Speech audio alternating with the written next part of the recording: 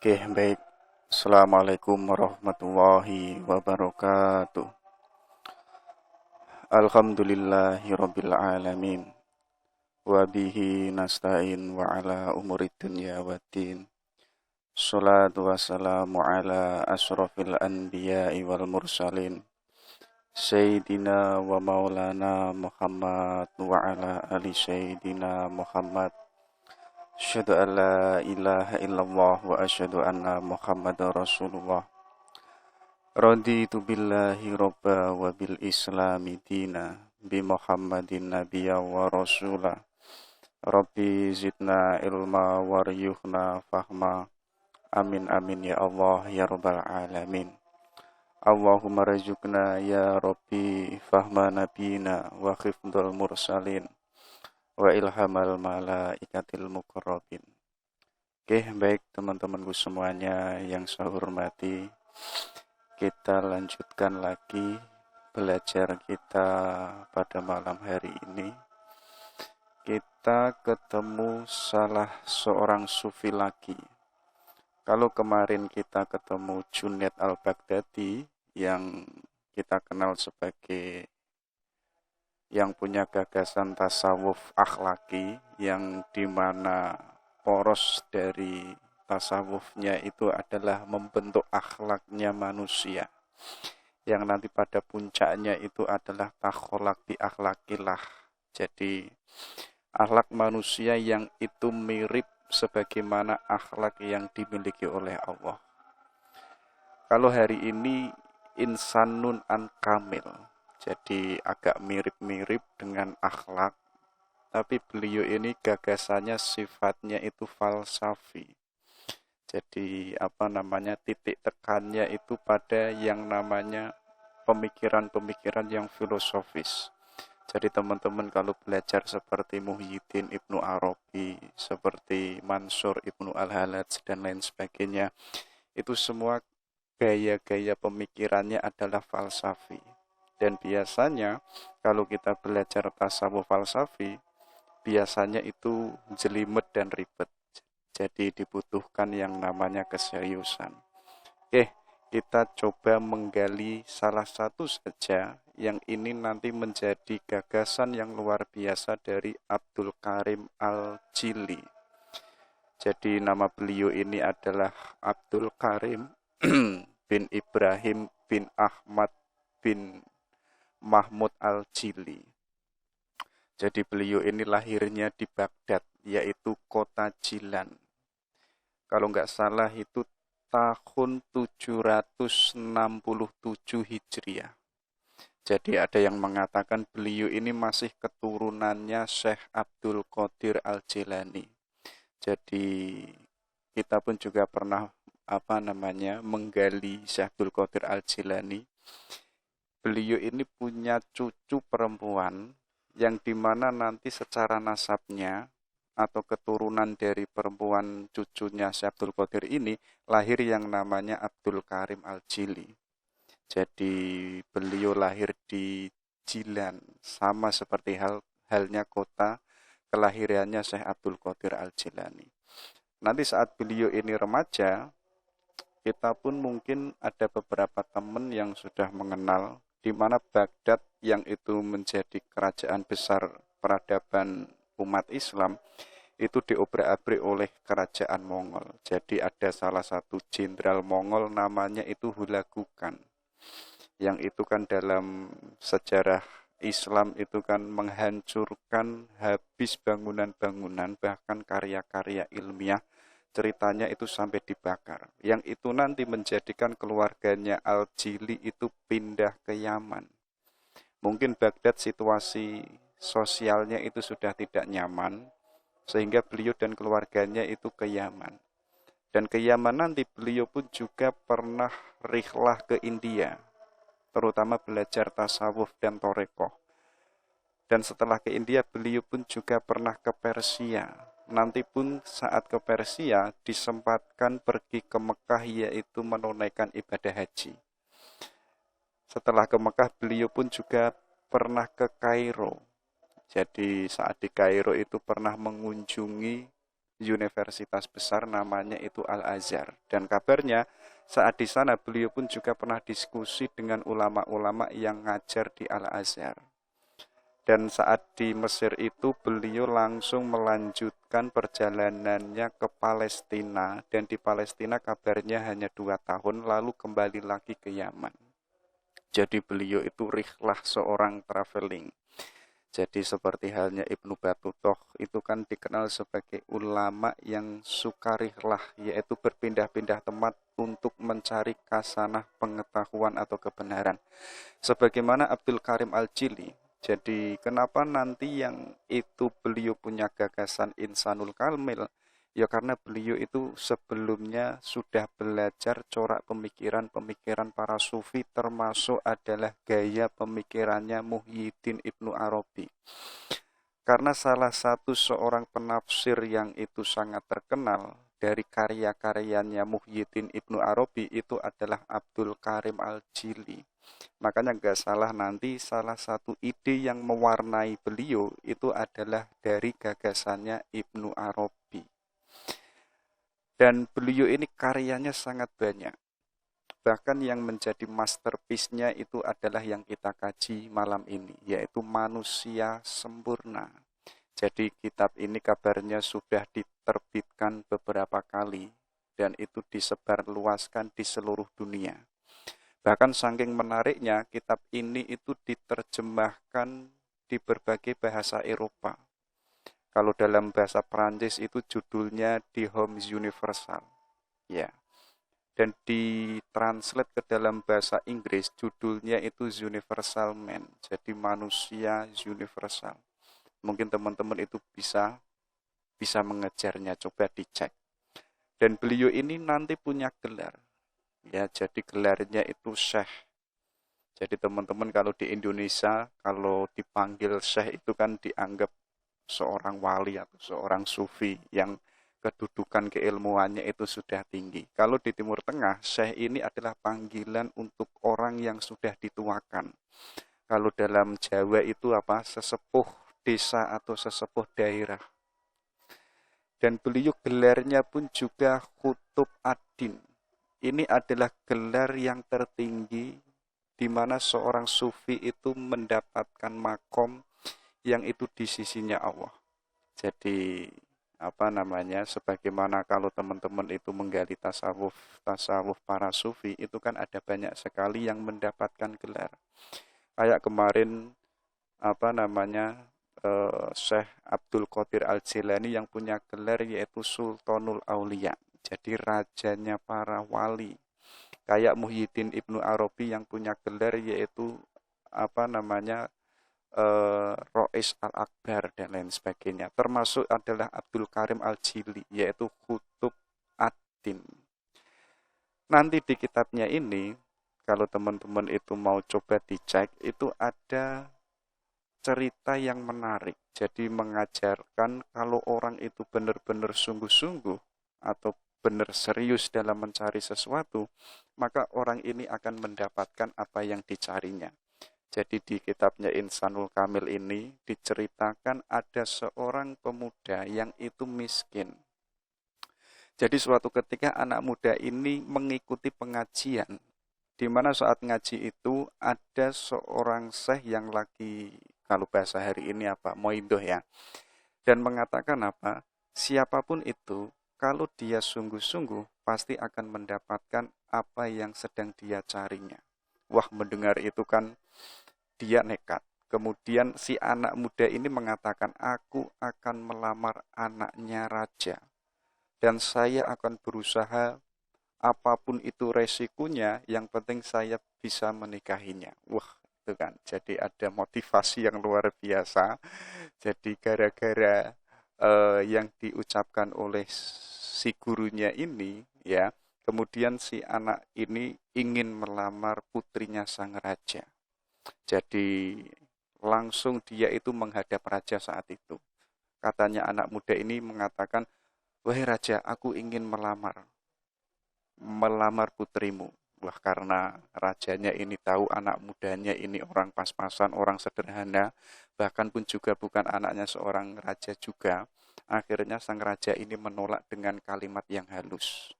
Tapi raja ini ingin membuktikan, ingin mengecek seberapa serius dari si anak ini. Kemudian raja ini bilang, wahai anak muda, kalau kamu mau melamar anak saya, ya, syaratnya yaitu apa? Mas kawinnya itu berupa mutiara Bahraman. Ya, jadi mutiara Bahraman ini adalah mutiara yang dulu itu pernah dimiliki oleh Raja Kisro. Namanya itu Kisro Anusirwan. Lalu pemuda ini mengatakan, wahai raja, dan mutiara itu sekarang ada di mana? Katanya raja ini bahwa mutiara itu ada di tengah lautan, yaitu lautan Sailan. Dan jika kamu ingin mendapatkannya, silahkan lamar putriku. Jadi kalau si anak pemuda ini kok bisa mendapatkan mutiara Bahraman, jadi itu sebagai syarat membolehkan pemuda ini melamar putrinya. Wah, lalu anak ini mencari sampai ketemu laut Sailan, dan ceritanya itu laut yang penuh dengan air, itu dikoras oleh pemuda ini. Wah, dengan berusaha dan lain sebagainya. Sehingga ikan-ikan yang ada di laut itu cemas. Jadi takut kalau airnya itu habis. Sampai-sampai ikan-ikan yang ada di laut itu mengadu dengan malaikat. Jadi malaikat ini mendapat laporan dari ikan, kemudian malaikat ini melapor sama Tuhan. Wahai Tuhan, ada anak muda yang itu mengganggu kehidupan ikan-ikan yang ada di laut. Wah, akhirnya malaikat ini diperintahkan untuk menemui sang anak muda ini. Jadi ketika ditemui oleh malaikat, katanya apa? Saya itu sedang mencari mutiara dan saya ingin supaya ombak lautan ini itu mengeluarkan mutiara dari dasar laut. Ya, wah, tiba-tiba datang ombak besar. Dan pemuda ini terseret sampai ke pantai, dan saat sadar itu apa? Tidak hanya satu mutiara yang dia dapatkan, tapi banyak sekali mutiara yang dia dapatkan, dan seketika itu bahagianya luar biasa. Jadi yang ditarget itu hanya satu mutiara, tapi hasilnya itu apa? Mutiara yang banyak yang itu keluar dari lautan itu. Wah, akhirnya apa? Di balik menemukan mutiara, si pemuda ini pun juga bisa melamar anaknya sang raja.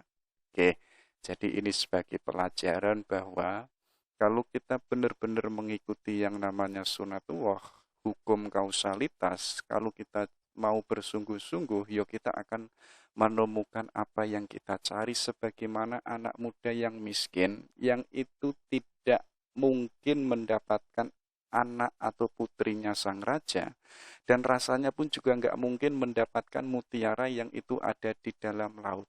Loh, kok dengan rasa usaha keseriusannya itu, anak muda itu pun juga berhasil.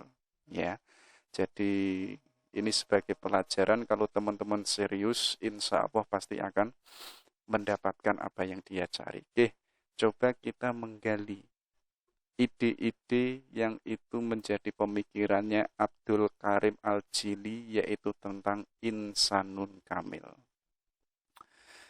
Jadi pertama, beliau ini menggagas tentang realitas mutlak.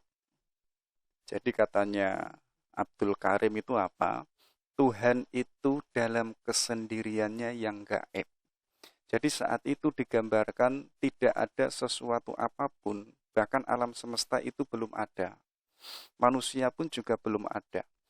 Bahkan apapun itu yang ada itu hanya Tuhan. Dan Tuhan saat itu di realitas mutlak, itu Tuhan posisinya itu sendiri. Dan sifatnya itu enggak.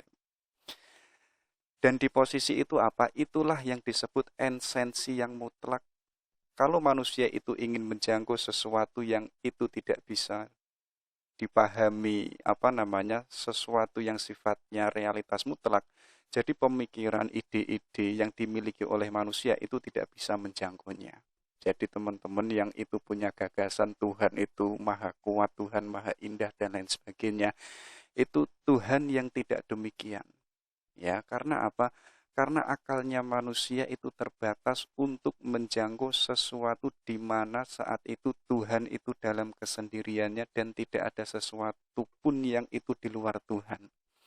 Jadi saat itu kalau ada sesuatu yang ada di luarnya Tuhan, berarti ada dua zat atau ada banyak zat yang itu sejajar dengan Tuhan dan itu mustahil. Jadi sebenarnya Abdul Karim Al-Jili ini menegaskan bahwa Tuhan itu Esa. Jadi Tuhan itu hanya satu, karena keberadaan Tuhan itu mutlak, akal manusia itu nggak bisa menjangkaunya. Jadi kalau kita refleksi, kita kan sejak kecil kan sudah punya pandangan-pandangan atau keyakinan-keyakinan tentang Tuhan. Kayak teman-teman waktu kecil, waktu SD menganggap Tuhan itu kan kuat. Gambarannya itu seperti dewa, punya trisula dan lain sebagainya. Nanti kita masuk SMA, keyakinan kita sama Tuhan kan berbeda saat kita waktu SD. Bahkan nanti waktu kita kuliah, keyakinan kita pun juga berbeda. Jadi yang namanya keyakinan itu tidak bisa dipatokkan atau diselesaikan hari ini. Karena sifatnya itu berkembang. Kenapa kok demikian? Ya karena manusia itu berproses. Jadi keyakinan apapun, lebih-lebih apa, kalau kita kok mengidealkan Tuhan atau menggambarkan Tuhan, baik itu dengan dialektika dan lain sebagainya, katakanlah bahwa itu bukan Tuhan. Jadi apa, jalan satu-satunya yang itu untuk bisa menjangkau keberadaan Tuhan yang sebenarnya, jalannya itu dengan tidak memakai akal atau tidak dengan memakai argumen. Jadi argumen apapun yang itu menggambarkan tentang Tuhan yang macam-macam, ya kayak teman membaca buku dan lain sebagainya, itu kan perspektif Tuhan kan macam-macam. Itu adalah bukan Tuhan, karena wilayah realitas mutlak ketika Tuhan ada di dalam kesendiriannya itu tidak bisa dijangkau oleh manusia. Makanya apa? Jalan satu-satunya itu adalah dengan mengimani saja. Kok yang main akal kita, kayak filosof-filosof barat atau filosof-filosof Yunani kuno dan lain sebagainya, itu hanya ingin menjangkau Tuhan biar Tuhan itu kelihatan nampak. Walaupun hakikatnya Tuhan itu nggak ada wujudnya atau nggak bisa dijangkau oleh manusia. Bahkan Al-Jili itu mengatakan, sesungguhnya saya itu telah memikirkannya. Namun bersamaan itu pula, saya itu bertambah tidak tahu tentang Tuhan. Jadi semakin manusia itu memikirkan Tuhan atau mengideal-idealkan Tuhan dan lain sebagainya, bersamaan dengan itu kita itu semakin nggak tahu tentang Tuhan. Ya, jadi kalau kita berusaha dengan memakai akal, itu malah mendegradasikan Tuhan. Jadi Tuhan yang mulanya itu suci, Tuhan yang mulanya itu indah, Tuhan yang mulanya itu maha baik, tapi kok kita memikirkan tentang esensinya Tuhan, malah kita itu apa? Tambah ketidaktahuan kita tentang Tuhan. Karena apa?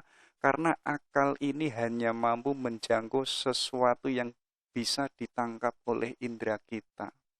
Sedangkan yang ditangkap oleh indera kita itu adalah objek-objek yang ada di alam realitas ini. Sedangkan alam realitas ini sifatnya itu nggak pasti, sifatnya itu berubah-ubah. Kayak teman-teman mengatakan yang punya cewek misalkan, cewekku itu paling cantik. Kalau teman-teman itu mau objektif, yang lebih cantik itu kan banyak, ya kan? Mungkin teman-teman itu dogmatik sama ceweknya, mengatakan ceweknya itu paling cantik, nggak ada kecantikan selain ceweknya, ya. Kemudian matanya tertutup, telinganya tertutup, nggak bisa melihat cewek yang lain. Loh, kalau kita benar-benar objektif, kecantikan di luar ceweknya teman-teman itu masih banyak. Jadi apa? Realitas yang kita tangkap dengan indera, kemudian masuk ke dalam akal kita, sifatnya itu berubah-ubah. Jadi sifatnya itu nggak pasti. Kayak teman-teman mengatakan kebenaran hari ini itu kan belum tentu menjadi kebenaran untuk tahun depan. Bahkan banyak sekali kebenaran yang kita yakini itu nanti kalau kita belajar terus, kita menggali pengetahuan terus, ternyata nanti di waktu yang akan datang di situ kita sadar ternyata kebenaran kemarin itu ada yang jauh lebih benar. Artinya apa? Artinya kebenaran itu macam-macam dan sifatnya itu berubah-ubah. Jadi apa? Kalau itu hasil dari akal yang sifatnya itu berubah-ubah dan tidak pasti, ya tidak bisa mungkin menjangkau sesuatu yang pasti, yaitu realitas mutlak di mana saat itu hanya ada Tuhan dan Tuhan itu di alam kesendiriannya. Jadi saat itu gambarannya Tuhan yang apa adanya. Jadi kalau ada yang mengatakan, kenapa kok Tuhan itu menciptakan manusia? Ini karena Tuhan terpengaruh dari luar ataukah ini kehendaknya Tuhan itu sendiri? Kalau Tuhan itu terpengaruh dari sesuatu yang ada di luar diri Tuhan, artinya Tuhan ini tidak punya kehendak mandiri untuk menciptakan Tuhan. Artinya apa? Ingin menegaskan Al-Jili ini, ya Tuhan saat itu sendiri. Jadi kesendiriannya itu mutlak. Karena itu mutlak, ya akal manusia itu nggak bisa menjangkaunya. Tapi kok kita berusaha untuk memikirkan esensinya Tuhan, ya kita semakin bodoh, semakin tidak mengenal siapa Tuhan yang sebenarnya. Makanya jalan satu-satunya apa? Lihatlah realitas ini, yang itu sebagai tajalinya Tuhan, sebagai gambarannya Tuhan. Jadi kok kita memikirkan zat atau esensinya Tuhan, ya akal kita ini apa? Akal kita ini nggak mampu. Tapi apa? Lihatlah realitas yang itu sebagai bukti bahwa Tuhan itu ada. Itulah yang disebut realitas mutlak. Jadi apa? Tuhan itu tadi dalam kesendiriannya yang itu tidak ada sesuatu pun yang itu sejajar dengan Tuhan. Oke, baru kita masuk ke yang namanya penciptaan segala sesuatu yang ada. Jadi Abdul Karim Al-Jili ini punya gagasan yang disebut itu cresceo ex nihilo. Jadi ini sebenarnya ingin membantah Ibnu Arabi. Walaupun di awal tadi saya mengatakan Al-Jili ini seorang penafsir yang luar biasa, yang itu pernah menafsirkan karya-karyanya Ibnu Arabi. Jadi bukan berarti kalau Al-Jili itu terpengaruh dengan ide-idenya Ibnu Arabi, kemudian secara total itu mengikutinya, itu enggak. Tapi ada beberapa yang itu tidak setuju dari gagasannya Ibnu Arabi. Apa itu yang tidak disetujuinya? Kalau Ibnu Arabi ini mengatakan Tuhan, alam semesta ini ada, atau segala sesuatu yang ada itu diciptakan oleh Tuhan yang itu ada bahannya. Ini pun nanti menjadi dasar pemikiran para filosof paripatetik. Jadi kalau Tuhan itu menciptakan alam semesta dan segala isinya, kok tidak ada bahannya, rasanya itu lucu. Gambarannya itu kan seperti orang yang itu ahli dalam sulap. Jadi tukang sulap itu kan bisa menciptakan atau mewujudkan sesuatu benda, ya itu kan dari yang tidak ada kemudian menjadi ada. Kalau akal itu menggali yang tidak ada kemudian menjadi ada, rasanya kok enggak logis. Akal itu sulit untuk menerimanya. Makanya para filosof, yo alam semesta ini ada, yang itu diciptakan oleh Tuhan, yo pasti ada bahannya. Kalau itu enggak ada bahannya, rasanya kok konyol, ya. Nanti kan ada perdebatan, kalau itu ada bahannya, lalu bahannya itu apa? Dan filosof ini menjawab, yo bahannya itu adalah Tuhan itu sendiri, ya. Jadi apa? Jadi adanya banyak realitas atau benda-benda yang ada di alam semesta ini itu diciptakan, yang itu diwakili oleh Ibnu Arabi, semuanya diciptakan, semuanya itu ada bahannya. Jadi nggak mungkin yang itu diciptakan, yang itu nggak ada bahannya. Kayak teman-teman misalkan menciptakan laptop, menciptakan HP, itu semuanya kan ada bahannya. Ya, walaupun bahannya ini macam-macam, tapi kan menjadi satu kesatuan, lalu menjadi bentuk suatu benda. Sebagaimana Tuhan itu menciptakan alam semesta ini, yo pasti ada bendanya. Inilah nanti gagasan Ibnu Arabi yang itu tidak disetujui oleh Al-Jili. Jadi tegasnya Al-Jili apa? Yo alam semesta ini diciptakan dari tidak ada, kemudian ada. Ya, ini sebenarnya Al-Jili ingin menegaskan kalau Tuhan itu punya kehendak dan Tuhan itu punya daya yang itu menciptakan. Kalau Tuhan kok itu rasanya tadi menciptakan alam yang itu sudah ada bahannya, kemudian kita mengenal yang namanya teori emanasi. Jadi emanasi itu kan seperti halnya teman-teman yang itu menumpahkan air di dalam gelas, kemudian gelasnya ini meluber, ya. Meluber airnya ini adalah yang nanti melahirkan berbagai macam bentuk alam semesta. Jadi kalau itu emanasi, artinya Tuhan itu melahirkan alam semesta, sifatnya itu otomatis. Sifatnya itu adalah kontinu. Jadi Tuhan seakan-akan itu tidak punya daya kehendak atau daya pencipta. Nah, Al-Jili itu ingin memurnikan keesaan Tuhan kalau Tuhan itu maha pencipta. Kalau itu maha pencipta, artinya alam semesta ini itu ada. Yang itu diadakan oleh Tuhan, itu dari yang itu enggak ada bahannya. Kalau itu enggak ada bahannya, artinya Tuhan itu maha pencipta, dia menghendaki adanya alam semesta. Makanya katanya Al-Jili apa? Allah itu memiliki wujud yang pertama. Dan wujud pertama ini enggak ada yang namanya penciptaan-penciptaan termasuk manusia, benda-benda itu enggak ada. Sementara makhluk itu adalah wujud kedua. Jadi wujud pertama ini sebagaimana realitas mutlak. Jadi realitas mutlak yang dimana tadi Allah itu yang apa adanya, yang itu ada dalam kesendiriannya, yang itu enggak ada makhluk-makhluk yang itu selain Tuhan. Itulah yang disebut Tuhan itu wujud pertama. Dan manusia dan segala alam realitas ini adalah wujud kedua. Dan wujud kedua ini semuanya yang itu eksis, yang itu hidup, semuanya itu tergantung kepada Tuhan. Dan dalam wujud yang pertama ini, makhluk itu tadi, itu enggak ada. Jadi sifatnya itu masih potensial. Kemudian Tuhan itu menciptakan secara ilahiyah. Dari yang tidak ada, kemudian menjadi ada. Adanya itu masih berupa ilmunya Tuhan. Jadi adanya manusia di wujud yang kedua, ini bukan wujud yang berupa materi. Jadi kita kan di alam realitas, ini kan wujud kita kan materi, wujud kita kan berupa benda. Tapi dalam ilmunya Tuhan, itu masih sebentuk yang namanya potensi belum aktual. Ya. Kemudian Tuhan itu apa?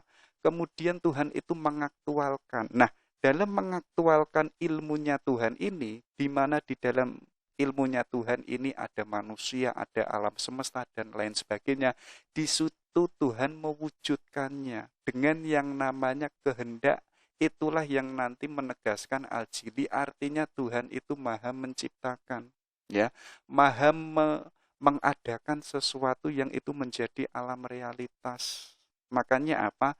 Penciptaannya akan makhluk itu adalah penciptaan dari tidak ada, lalu Tuhan yang memiliki ilmu tadi di alam kedua, kemudian apa? Kemudian manusia itu ada. Yang mulanya ada yang itu ada di ilmunya Tuhan, kemudian manusia itu ada di alam realitas yang wujudnya itu benda, wujudnya itu materi. Jadi sifatnya itu degradasi. Sifatnya itu runtut. Jadi tidak sebagaimana tadi yang diucapkan Ibnu Arabi. Kalau yang diucapkan oleh Ibnu Arabi, yang itu ada bahannya, itu rasanya meniadakan kalau Tuhan itu maha pencipta. Dan itu sekaligus meniadakan kalau Tuhan itu tidak punya daya berkehendak. Nah, ini sebenarnya tadi Al-Jili ingin mengembalikan lagi, ya, kalau alam semesta dan segala isinya itu ada karena mulanya itu tidak ada. Dan mulanya itu ada, tapi adanya itu belum wujud karena masih dalam ilmunya Tuhan. Kemudian Allah itu menciptakannya.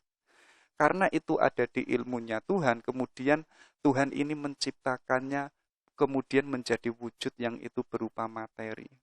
Oke, itu ya. Itulah yang disebut cresio ex nihilo. Mungkin teman-teman bisa mengejarnya atau bisa menggali lebih dalam.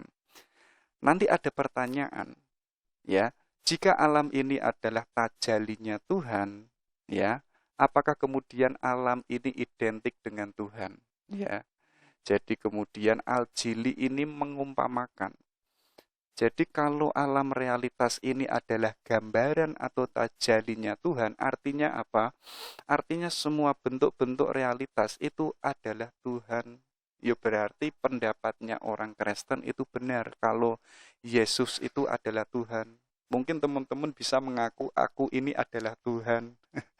Mungkin apa? Itu kan ada banyak para sufi yang mengatakan ana al-haq. Aku adalah kebenaran, aku adalah Tuhan. Ya artinya apa? Artinya pertanyaan ini adalah kebenaran bahwa semua realitas itu adalah Tuhan sebagai tajalinya Tuhan. Nah, untuk menjawab itu, Al-Jili ini mengumpamakan seperti halnya air dan es, ya. Jadi apa? Allah itu seperti halnya air. Sedangkan bentuk-bentuk yang ada di alam realitas ini itu diumpamakan seperti halnya es, ya. Kalau alam realitas ini es, yaitu hakikatnya adalah air, ya. Jadi bentuk-bentuk macam-macam yang ada di kehidupan ini, ya, itulah yang disebut es. Kalau itu es, yo hakikatnya itu adalah air itu sendiri. Ya, jadi adanya tumbuhan, adanya manusia, adanya bentuk-bentuk yang ada di alam semesta, itu kan macam-macam. Nah, itu kita lanjutkan. Jadi ada istilah yaitu Nur Muhammad. Jadi ketika tadi ada realitas mutlak, jadi Allah yang itu pada esensinya, Allah yang itu berdiri sendiri dan tidak ada sesuatu yang di luar dirinya Allah. Saat itu satu-satunya makhluk yang itu diciptakan oleh Allah, itulah yang disebut Nur Muhammadiyah. Jadi Nabi Muhammad yang itu bukan berupa materi. Jadi Nabi Muhammad yang itu berupa cahaya atau sifatnya itu spiritual.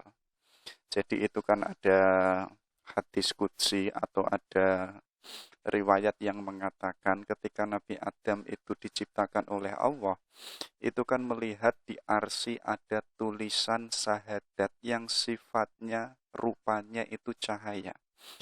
Bahkan ada riwayat lagi itu juga menegaskan pernikahannya Nabi Adam dan Ibunda Hawa itu kan mas kawinnya, itu kan syahadat juga. Yang itu apa? Penyaksian untuk Allah dan penyaksian bahwa Nabi Muhammad itu adalah utusan Allah. Jadi saat itu Muhammad itu sudah ada, tapi berupa cahaya. Dan bagi Al-Jili, Nur Muhammad ini adalah satu-satunya makhluk yang itu pertama kali diciptakan oleh Allah. Jadi hari ini kan kita dalam persepsi kita kan Nabi Muhammad itu kan Nabi terakhir. Tapi enggak, melainkan apa? Loh, Nabi Muhammad itu dulu sudah diciptakan oleh Allah yang itu berupa nur.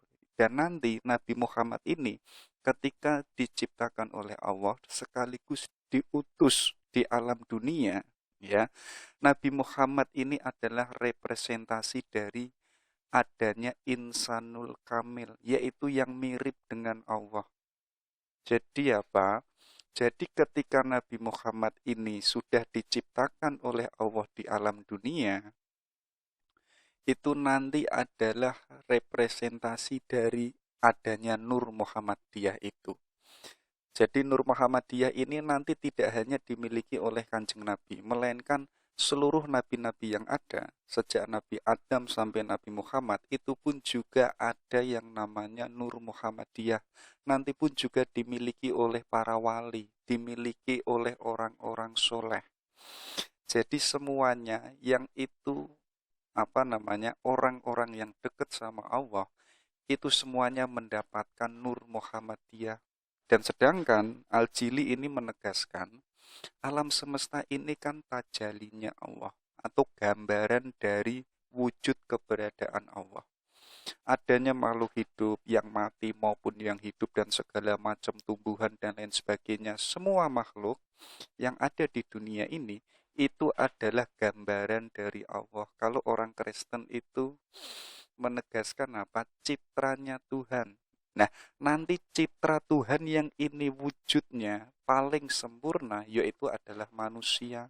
Karena manusia ini adalah mirip dengan Tuhan, ya. Nah, manusia inilah nanti yang itu mewarisi atau yang bisa memiliki level atau makom yang namanya itu insanul kamil. Jadi insanul kamil yang paling sempurna itu tadi makhluk pertama yang diciptakan oleh Tuhan yang berupa Nur Muhammadiyah. Nanti nur ini nanti dimiliki oleh semua makhluk, yaitu makhluk hidup, terutama para nabi sampai orang soleh dan semua manusia. Nah, tapi puncaknya dari Nur Muhammadiyah yaitu Kanjeng Nabi sendiri. Karena Kanjeng Nabi ini apa? Beliau ini memiliki sifat-sifat al-haq, sifat-sifat ketuhanan. Dan sekaligus Kanjeng Nabi ini memiliki sifat al-khaliq, yaitu sebagai makhluk. Jadi yang jisimnya, yang beliau itu hidup, beliau itu makan, beliau pun juga kadang sakit, kadang berperang juga. Loh, itu kedudukan Kanjeng Nabi yang sebagai makhluk. Tapi di dalam jiwanya Nabi itu ada sifat-sifat yang disebut al-khol, al-haq, yaitu apa? Yaitu jiwa ketuhanan. Jadi Kanjeng Nabi itu bisa hidup di dalam hidupnya, bisa hidup di tengah sosial, dan sekaligus jiwanya itu bisa nyambung ke Allah. Makanya ada istilah Kanjeng Nabi itu kan pernah liburan, atau dalam bahasa agamanya itu Isra Mi'raj, ya. Jadi Nabi itu jiwanya bisa menyatu atau melangit yang itu bertemu Allah. Kalau jiwanya itu belum suci, ya nggak bisa. Jadi karena jiwanya Tuhan ini memiliki, jiwanya Nabi Muhammad ini punya sifat-sifat al-haq, makanya Kanjeng Nabi itu bisa mi'raj, bisa ketemu Tuhan. Jadi itulah representasi adanya insanul kamil. Jadi insanul kamil itu ada, ya karena ada makhluk pertama yang itu diciptakan oleh Tuhan, yang itu disebut Nur Muhammadiyah. Kalau teman-teman itu membaca emanasi seperti gagasannya Al-Farabi, Plotinus dan lain sebagainya, teman-teman dan lain sebagainya, Tuhan yang apa adanya itu, Tuhan itu melimpah, ya. Sebelum ada limpahan-limpahan seterusnya, limpahan pertama dari Tuhan itu adalah Nur Muhammad. Jadi Nabi Muhammad yang berupa nur itu adalah ciptaan pertama. Nanti katanya Al-Jili, insal kamil ini digambarkan seperti halnya hubungan Tuhan dengan insanul kamil itu sendiri, atau dengan manusia itu sendiri, gambarannya itu seperti cermin. Jadi seorang manusia yang kedudukannya itu sudah menjadi manusia yang sempurna, untuk agar bisa melihat Tuhan itu harus bercermin. Ya, bercermin artinya apa? Melihat ke dalam dirinya. Karena di dalam dirinya itu ada yang namanya sifat-sifat al-haq, ya. Kalau kita melihat keluar berupa jasad, ya, berupa yang materi-materi, yang kelihatan itu adalah al-khaliq, ya. Yang berupa itu, yang kelihatan itu adalah makhluknya. Tapi teman-teman yang kedudukannya tadi, yang sudah menjadi manusia yang sempurna untuk melihat keberadaan Tuhan, Tuhan yang apa adanya, ya, itu seperti halnya teman-teman melihat ke dalam dirinya.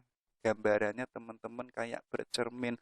Kalau melihat dirinya, ya dia melihat Tuhan, ya.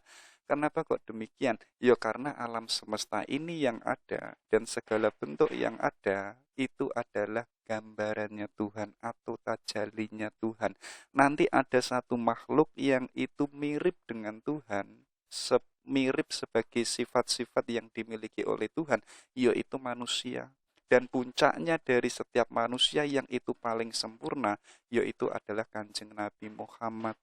Karena Kanjeng Nabi Muhammad ini adalah makhluk pertama kali ya, yang itu diciptakan oleh Tuhan. Nanti kalau manusia yang itu bisa mencapai kedudukan insan kamil untuk mencari Tuhan, itu jangan dikejar keluar diri. Hari ini kan kita mencari Tuhan kan keluar diri, ya, mencari di kuburan, mencari di hutan dan lain sebagainya. Loh, tapi hakikatnya Tuhan itu ada di dalam diri. Gambarannya kayak teman-teman itu bercermin. Kalau melihat dirinya, yaitu melihat Tuhan. Nanti bahkan Al-Jili pun juga menegaskan, Tuhan itu kalau melihat dirinya, di dalam dirinya itu ada insanul kamil, ada manusia yang sempurna. Oke, itu ya. Jadi Nur Muhammadiyah, Kanjeng Nabi Muhammad adalah makhluk yang pertama kali diciptakan oleh Tuhan atau blueprintnya Tuhan. Makhluk yang itu paling mirip dengan Tuhan itu adalah Kanjeng Nabi Muhammad yang saat itu sifatnya adalah spiritual. Jadi apa? Sebenarnya ini menegaskan secara tidak langsung satu-satunya makhluk yang itu pertama kali ada yaitu Kanjeng Nabi Muhammad, ya. Kayak tadi kita kan punya persepsi yang lebih dahulu itu Nabi Adam, kemudian Ibunda Hawa, kemudian Nabi Nuh, kemudian Nabi Sid, Nabi Idris dan lain sebagainya. Loh, itu ciptaan-ciptaan Tuhan yang belakangan. Sebelum itu ada ciptaan yang pertama, yaitu adalah Nur Muhammadiyah. Nanti ketika Nabi Muhammad ini diutus oleh Allah ke alam dunia, loh, Nabi Muhammad ini yang berupa materi. Tapi di dalamnya Kanjeng Nabi Muhammad itu ada unsur yang namanya wilayah ketuhanan. Jadi Nur Muhammadiyah ini atau makhluk yang paling sempurna, ya, itu pun nanti dimiliki oleh para nabi, dimiliki oleh para wali, dimiliki oleh orang-orang soleh dan manusia-manusia yang itu bertakwa pada Tuhan. Oke, itu ya. Itulah yang disebut Insa Nur Muhammadiyah. Coba kita lanjutkan.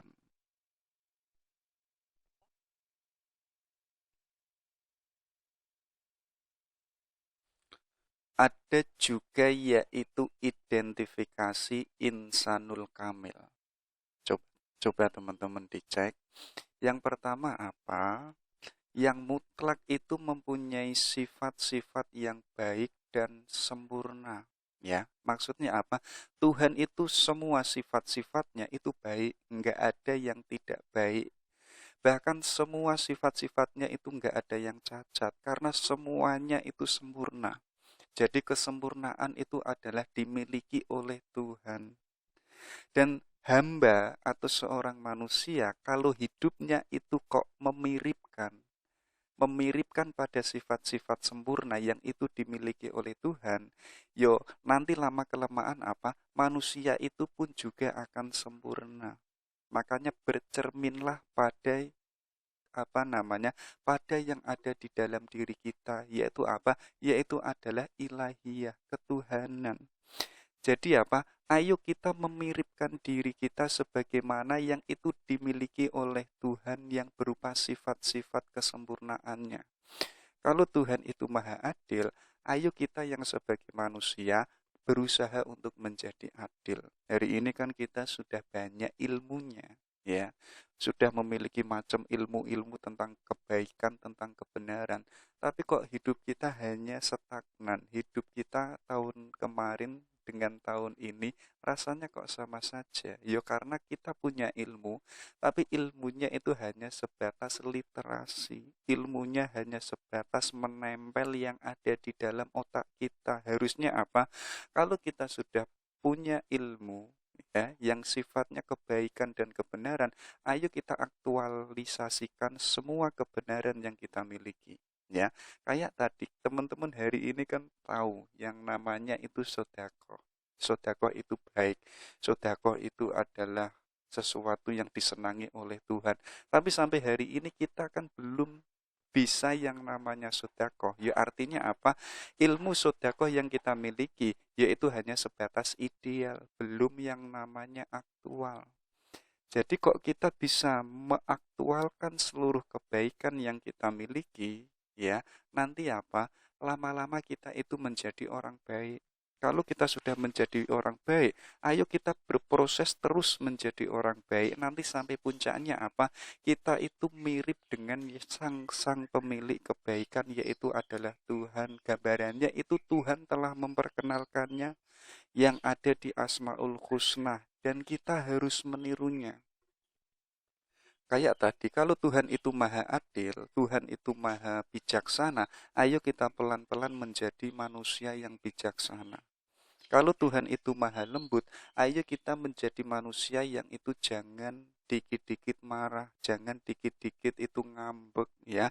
Kalau bisa apa, tutur kalimat kita itu harus lembut. Perilaku kita itu pun juga harus lembut, cara berpikir kita itu pun juga harus lembut. Artinya apa? Kelembutan yang disebut alatif yang ada di Asmaul Husna itu sudah menyatu dalam diri kita, yang itu berupa perilaku, berupa ucapan.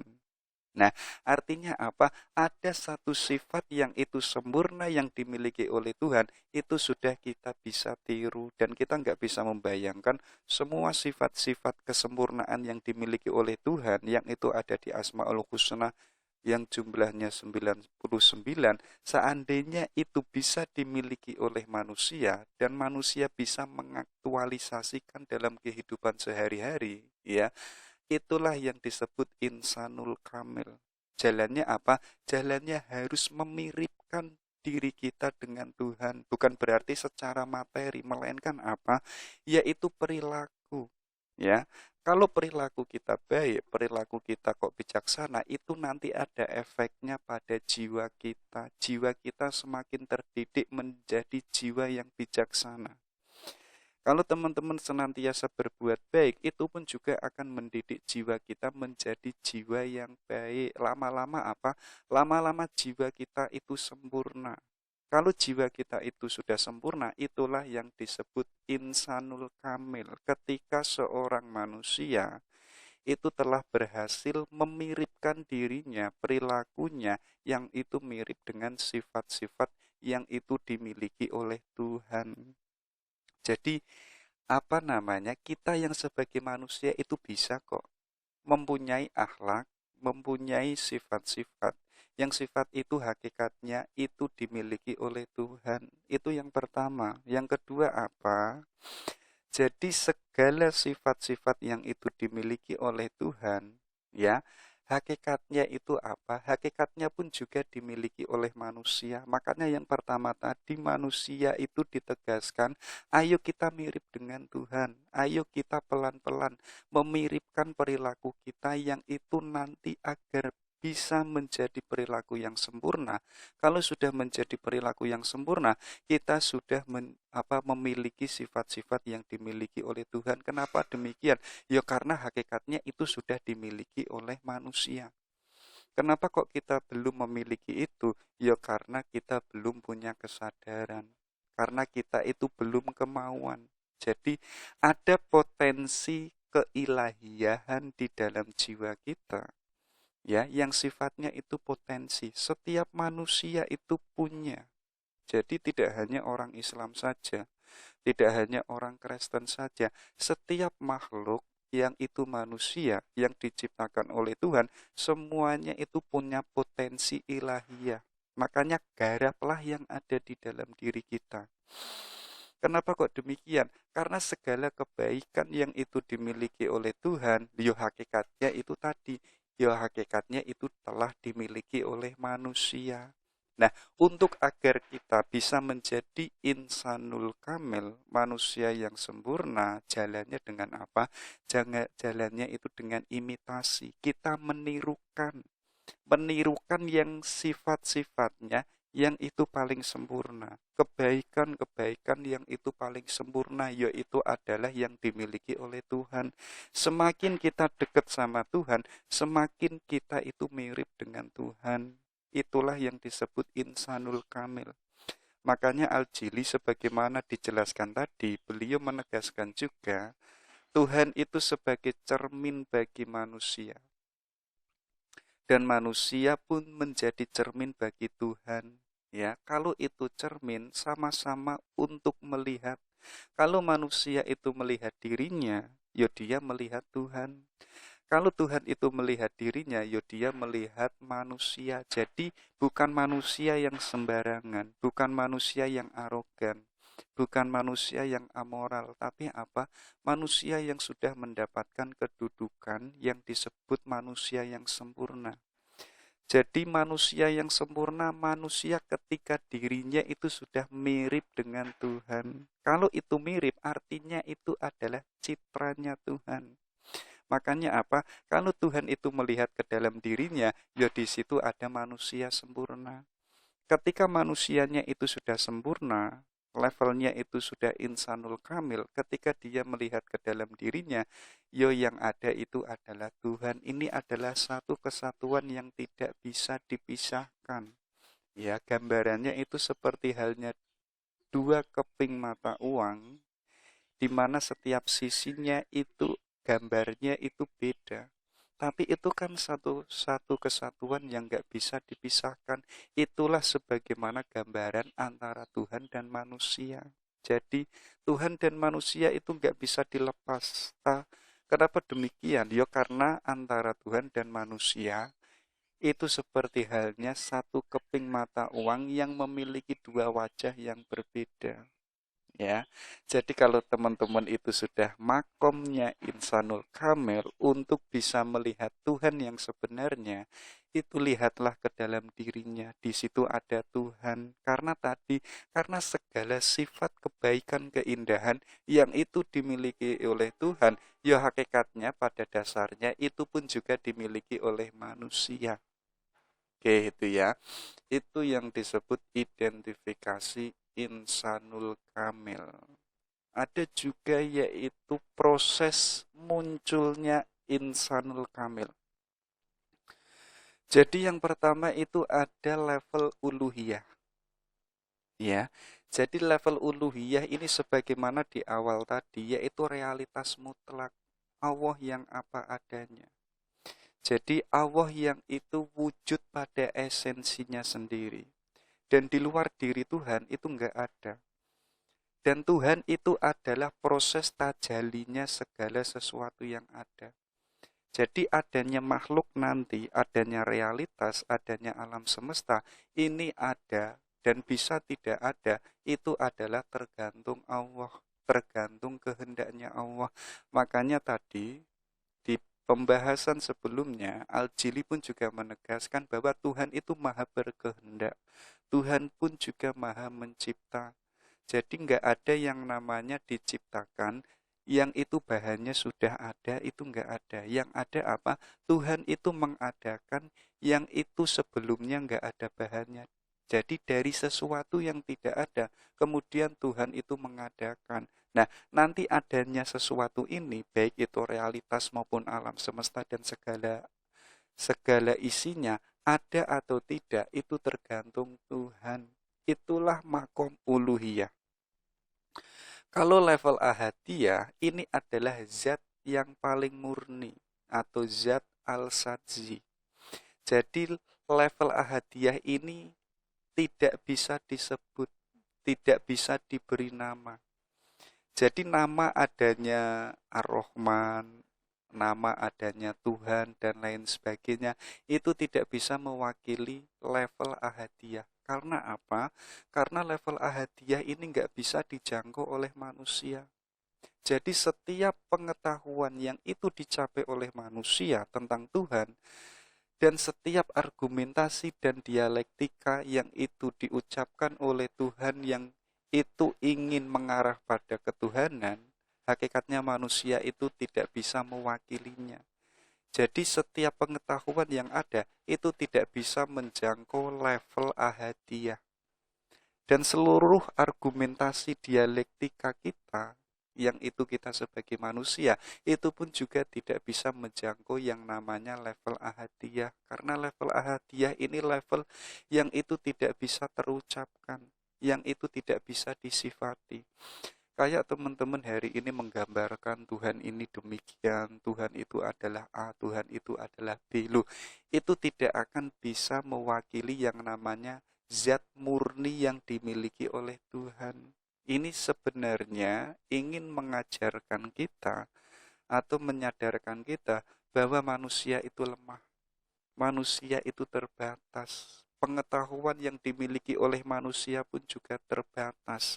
Gagasan yang itu diterima oleh manusia itu pun juga terbatas. Bahkan ilmu yang itu mempelajari teologi, mempelajari ketauhidan, itu pun juga sifatnya terbatas. Kalau itu terbatas, otomatis tidak bisa menjangkau sesuatu yang tidak terbatas, yaitu level ahadiyah. Jadi ahadiyah ini adalah wilayah yang paling murni, ya. Yang ketiga apa? Yaitu wahidiyah. Jadi pada tahap ini Tuhan itu sudah menampakkan dirinya, yaitu berupa sifat dan nama-nama yang baik. Tapi apa? Tapi masih berupa potensi, yaitu belum yang namanya aktual. Gambarannya kayak teman-teman itu loh, itu kan sudah punya ideal-ideal, sudah punya potensi-potensi kebaikan, potensi keindahan, potensi untuk menjadi baik.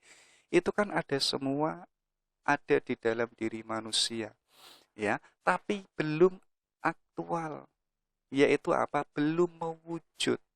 Jadi pada level wahidiyah ini, Tuhan itu sudah memiliki, sudah punya pengetahuan, ya, yang itu berupa segala isi alam semesta, tapi alam semestanya itu belum ada, belum mewujud, ya. Jadi belum menampakkan. Jadi Tuhan pada level wahidiyah ini adalah tajalinya yang itu hanya berupa potensi. Sudah ada potensi kemanusiaan, sudah ada potensi makhluk-makhluk yang ada di alam semesta, ya. Itu semuanya sudah ada, yang itu ada di level wahadiyah. Baru nanti ketika masuk ke level rahmaniyah, baru seluruh potensi-potensi yang ada, yang itu nanti sebagai wujud alam semesta, itu baru teraktual. Lahirlah yang namanya alam semesta, lahirlah yang namanya benda-benda fisik, lahirlah yang namanya manusia-manusia yang itu pun berupa fisik. Jadi apa? Ketika tadi potensi itu sudah teraktual, lahir yang namanya alam semesta, ini sifatnya macam-macam, sifatnya pun juga berbeda-beda, ya. Makanya disambung ada level rububiyah, ya. Ketika alam semesta ini sudah aktual, isinya itu macam-macam, sudah terbagi-bagi, ya. Ada satu makhluk yang itu utuh, yang itu sebagai citranya Tuhan, yaitu adalah manusia. Ya, itulah yang disebut proses munculnya insanul kamil. Jadi manusia yang sempurna itu adalah sebagai citranya Tuhan yang itu menduduki di alam semesta. Jadi apa? Teman-teman itu harus bangga. Teman-teman itu nggak boleh yang namanya pesimis, itu nggak boleh. Karena apa? Karena kita manusia itu citranya Tuhan loh ya. Kita itu gambarannya Tuhan loh ya. Makanya dalam studi Islam itu disebutkan manusia itu adalah ubudiyah. Sekaligus apa? Sekaligus itu sebagai khalifatullah. Kita itu diamanai oleh Tuhan untuk menjaga, untuk melestarikan alam semesta. Ya karena apa? Ya karena kita itu satu-satunya makhluk yang itu mirip dengan Tuhan. Itulah yang disebut insanul kamil. Ya, itulah proses munculnya manusia sempurna. Ada juga yaitu tingkatannya manusia yang sempurna. Jadi tingkatan yang pertama itu yang disebut al-bidayah.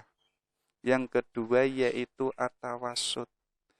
Yang ketiga ada yang disebut al-khitam. Jadi yang pertama ini adalah muqaddimah atau permulaan. Jadi manusia itu pelan-pelan itu ingin memiripkan dirinya yang itu dimiripkan dengan apa yang dimiliki oleh Tuhan berupa sifat-sifatnya Tuhan sebagaimana di awal tadi, ya. Ketika kita itu mampu melihat diri kita dan kita menyadari ada potensi-potensi, yang potensi kita ini ternyata pun juga dimiliki oleh Tuhan. Jadi Tuhan yang maha baik, Tuhan yang maha indah, loh itu ada di dalam diri kita. Maka apa? Ayo kita aktualisasikan, ayo kita wujudkan. Jangan berupa potensi, tapi apa? Tapi harus berupa karakter yang itu sudah keluar di dalam diri kita.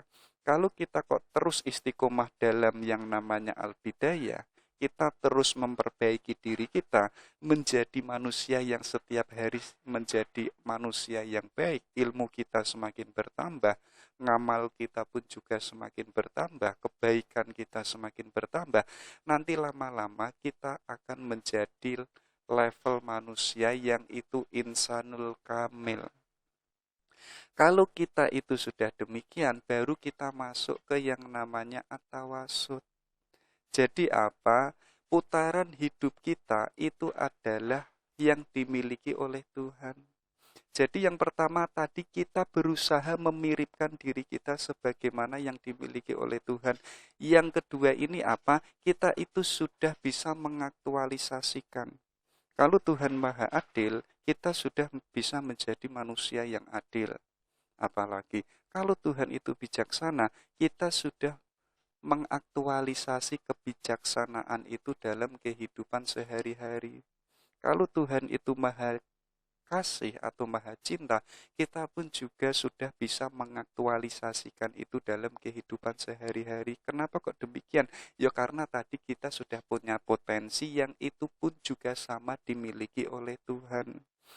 Bahkan apa katanya Abdul Karim Al-Jili, kalau seseorang itu sukses pada wilayah at-tawasud, maka apa? Maka seorang insanul kamil ini akan bisa melihat sesuatu yang sifatnya itu enggak nampak. Jadi dia bisa melihat yang sifatnya itu gaib. Makanya orang Jawa itu kan ada istilah winaroh sak belume weruh. Jadi bisa mengetahui sesuatu yang itu belum terjadi pada hari ini. Dia bisa menjangkau ilmu pengetahuan yang itu sudah hadir ke dalam dirinya. Jadi mungkin bisa menebak jodohmu itu siapa, mungkin bisa menebak nanti masa depanmu itu jadi apa, dan lain sebagainya. Jadi apa, mulanya yang itu hijabnya tertutup, sekarang hijabnya itu sudah terbuka.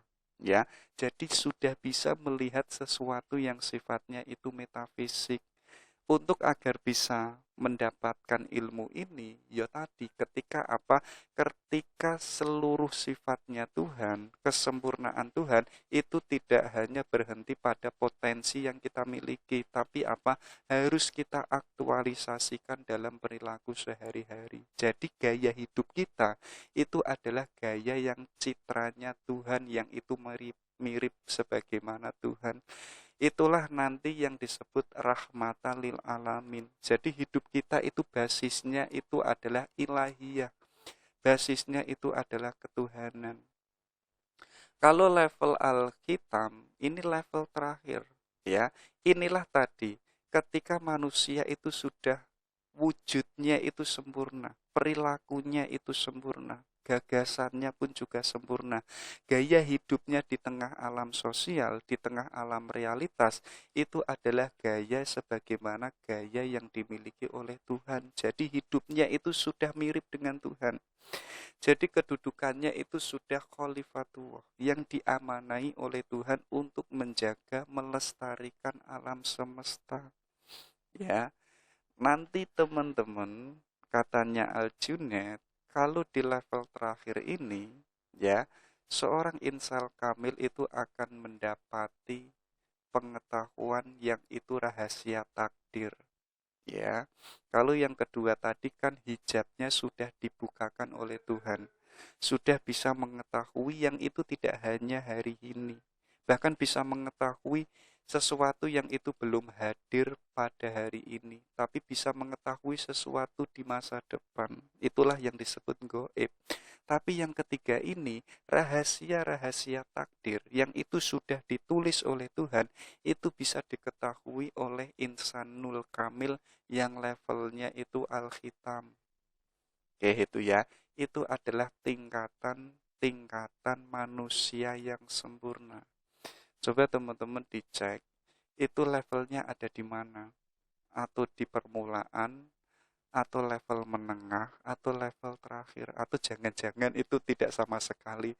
Mungkin kita pun juga belum pada level permulaan, ya, apalagi menengah, apalagi terakhir. Nah, level yang itu puncak itu adalah level insanul kamil yang disebut al-khitam. Oke, itu ya. Itu tingkat-tingkatannya. Ada juga yaitu makom, ya. Jadi katanya Al-Junaid, makom pertama itu adalah Islam itu sendiri, ya. Jadi apa? Ayo kita jalankan seluruh syariat yang itu sudah diperintahkan oleh Allah kepada kita. Kalau Allah memerintahkan sholat, ya kita harus sholat. Kalau Allah itu memerintahkan untuk puasa, ya harus kita puasa. Artinya apa? Artinya kita sebagai orang Islam yang mengimani adanya Tuhan, itu apa? Mengetahui seluruh apa yang itu menjadi pengetahuan tentang Islam, kemudian kita itu mempraktekannya, ya, mempraktekannya sebagaimana yang itu sudah diperintahkan oleh Tuhan. Tapi katanya Al-Jili apa? Yo kita jangan berhenti pada yang namanya ritual saja, ya. Jangan berhenti yang namanya rukuk dan sujud saja. Tapi apa? Tapi pun juga harus dirasakan. Nah, di wilayah batin ini atau wilayah rasa ini adalah wilayah iman. Jadi sholat kita tidak hanya sholat kemudian selesai, ya. Kita kan banyak mendapati, bahkan diri kita, ya. Kita nanti sholat seakan-akan itu madep mantep menghadap Tuhan. Nanti ketika kita selesai sholat, ya rasanya biasa-biasa saja, nggak ada perbedaan, nggak ada kenikmatan, nggak ada sesuatu yang wow setelah kita itu sholat. Kenapa demikian? Ya karena kita hanya ritual saja. Kalau kita ritual saja, gambarannya itu kayak orang senam, ya. Jadi yang kita dapati itu hanya kesehatan tubuh, kesehatan jisim kita. Tapi apa? Tapi belum bisa masuk yang namanya wilayah batin atau jauh. Makanya beliau menegaskan, kalau kita Islam melakukan apa yang itu diperintahkan oleh Tuhan, kita jangan berhenti pada wilayah ritual, tapi harus wilayah batin. Wilayah ketika kita itu bisa merasakan, ya, yang itu kehadiran adanya Tuhan, itulah level atau makom iman. Jadi katanya Jili apa? Iman itu adalah cahaya yang itu dari cahayanya Tuhan. Mungkin kenapa kok kita itu bisa mengimani adanya Tuhan? Mungkin kita itu diberikan cahaya oleh Allah sehingga kita itu bisa beriman. Ya, karena iman itu adalah cahaya. Kenapa kok ada orang yang itu tidak beriman, orang yang itu sulit percaya pada Tuhan? Ya mungkin orangnya itu tidak mendapatkan cahaya dari Tuhan sehingga dirinya itu sulit untuk beriman. Ya, jadi iman ini tadi wilayah batin, wilayah jauh kita merasakan. Jadi sholat itu ketika kita tidak hanya rukuk dan sujud saja, tapi merasakan bahwa di depan kita ada Tuhan. Kita merasakan bahwa seluruh alam realitas ini adalah tajalinya Tuhan. Jadi apa? Yang main itu tidak hanya mata, yang main itu tidak hanya jisim, tapi yang main itu alat yang namanya itu hati. Hatinya ayo kita mainkan, ayo kita gerakkan, biar kita bisa menangkap sesuatu yang sifatnya itu tidak kelihatan. Tapi kok kita hanya memakai panca indera, yo yang kita tangkap yo sesuatu yang kelihatan, objek-objek yang itu sifatnya empiris. Sedangkan Tuhan itu adalah non empiris. Untuk agar kita bisa menjangkau Tuhan, ya harus dengan kacamata iman. Sedangkan iman ini adalah cahaya. Kalau kita sudah sukses pada makom iman, kita akan masuk pada makom as-soleh. Jadi apa? Ketika seorang sufi atau seorang hamba itu sudah pada level tingkat ibadah yang terus-menerus, ya. Jadi tidak hanya selesai pada ibadah yang sifatnya lahiri, tidak hanya selesai ibadah yang sifatnya 5 kali dalam sehari, pengennya itu ibadah terus, ya. Jadi segala yang itu menjadi kehidupannya itu adalah ibadah. Karena apa? Ya karena pengen terus menerus bersama Allah. Di balik itu apa? Seorang sufi ada perasaan yang disebut khauf dan roja. Jadi ada semacam ketakutan. Takut kalau amalnya itu tidak diterima oleh Allah. Takut nanti kalau di akhirat itu tidak bisa masuk surga. Jadi ada rasa kecemasan, ada rasa ketakutan. Ini yang dimiliki oleh orang-orang soleh. Teman-teman sudah merasakan belum? Misalkan sholat, itu sudah ada perasaan takut belum kalau sholatnya itu tidak dianggap oleh Allah. Kalau sholatnya itu tidak dilihat oleh Allah. Kalau ada perasaan itu, ya teman-teman itu sudah menjadi orang soleh atau makomnya tidak Islam. Makomnya tidak sekedar iman, tapi apa? Makomnya itu soleh, ibadahnya istiqomah, kebaikannya istiqomah, karena pengen terus-menerus bersama Allah. Ya, kalau biasanya kok sudah terus-menerus bersama Allah, biasanya yang terjadi itu ada cemas dan ada harap. Jadi mengharapkan apa yang dilakukannya itu diterima oleh Allah. Ya, kalau sholat ya pengen sholatnya itu diterima. Kalau puasa, pengennya puasanya itu diterima oleh Allah. Sekaligus takut kalau puasanya itu nggak dianggap oleh Allah. Ya, itu kan kayak teman-teman yang punya cewek atau yang cewek yang punya cowok, itu kan dibalik pengen selalu bersama. Tapi di waktu yang sama itu kan ada perasaan ketakutan. Takut kalau nanti dia itu sudah tidak cinta sama kita, takut kalau si dia nanti WA-an sama cowok yang lain. Ada ada ketakutan. Sekaligus ada yang namanya pengharapan. Jadi mengharap kalau pengennya itu selalu bersama dengan dia. Ya, pengennya itu apa? Menjadi yang terbaik untuk si dia. Kalau ingin memberikan sesuatu, ya, yang diharapkan apa? Si dia itu bisa menerimanya, si dia itu bisa bahagia. Jadi ada dua perasaan yang itu campur aduk, yang itu dimiliki oleh orang yang sudah sampai makom as-soleh. Ya, yang keempat apa? Yaitu makom ihsan. Ihsan ini ketika seorang hamba itu sudah sukses dulu pada makom Islam, sudah sukses dulu pada makom iman, sudah sukses pada makom soleh. Kalau sudah sukses pada wilayah 3 itu, sudah bisa yang namanya makom ihsan. Ketika apa?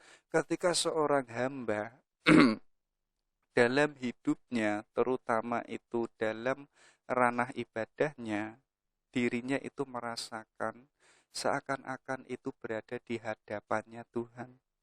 Jadi apapun yang dilihat itu adalah Tuhan, ya. Melihat alam semesta yang dilihat itu adalah Tuhan. Melihat dirinya sendiri yang dilihat itu adalah Tuhan. Karena apa? Karena ini sudah sampai makom ihsan, dirinya itu merasa bahwa setiap apapun itu adalah Tuhan, apalagi waktu sholat. Ya, kalau teman-teman itu ingin masuk pada wilayah ihsan itu, maka prasyarat pertamanya orangnya itu harus taubat. Ya, tobat artinya itu inabah, yang mulanya jauh dari Tuhan, sekarang itu kembali pada Tuhan. Jadi kalau kita melakukan perilaku-perilaku yang itu sifatnya kejelekan, sifatnya itu maksiat, kita kan sedang jauh dari Tuhan. Ya kan? Seakan-akan Tuhan itu ada di wilayah timur, kita ada di wilayah barat. Ada jarak yang jauh antara seorang hamba dengan Tuhan. Makanya apa? Makanya jalan pertama itu harus tobat. Kalau tobat secara tidak langsung kita itu inabah. Kita pelan-pelan ya, kita itu kembali. Kembali pengen deket selalu bersama Allah. Yang mulanya males tahajud sekarang sudah bisa menjadi orang yang ahli tahajud misalkan. Yang mulanya itu misalkan kok sulit untuk mengistiqomahkan sholat 5 waktu, ya sekarang pelan-pelan untuk kembali kepada Tuhan yang itu mengistiqomahkan sholat 5 waktu. Ya, jadi setelah kita tobat, sekaligus kita itu inabah.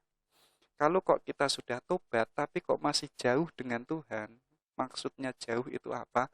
Kita melakukan keburukan yang sama sebagaimana yang kemarin. Ya artinya kita nggak bisa inabah, kita nggak bisa kembali pada Tuhan, atau kita nggak bisa ilaihi rojiun.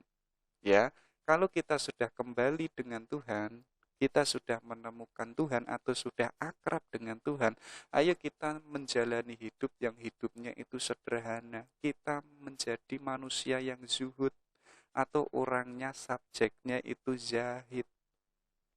Yang mulanya kita itu sibuk dengan urusan duniawi, urusan yang sepele-sepele yang kita anggap penting yang kemarin, ya, merasa bahwa dunia ini adalah esensial. Ya, dunia itu esensial, tapi jangan dijadikan itu sebagai tujuan akhir.